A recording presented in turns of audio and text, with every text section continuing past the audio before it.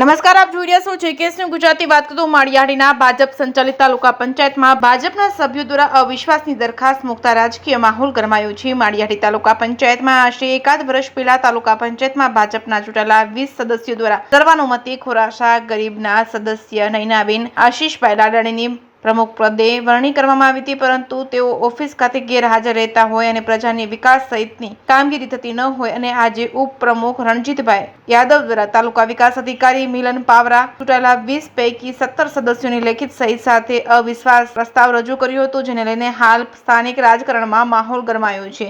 તો અધિકારી મિલન પાવરા આ વિશ્વાસની દરખાસ્તની પુષ્ટિ કરીને આગળની કાર્યવાહી હાથ ધરી, ત્યારે સમગ્ર તાલુકામાં આ વિષય ચર્ચાનું કેન્દ્ર બન્યો છે અને રાજકારણ ગરમાયું છે। જેકેએસ ગુજરાતી સાથે પ્રતાપ સિસોદિયા, માળિયાહાટીના।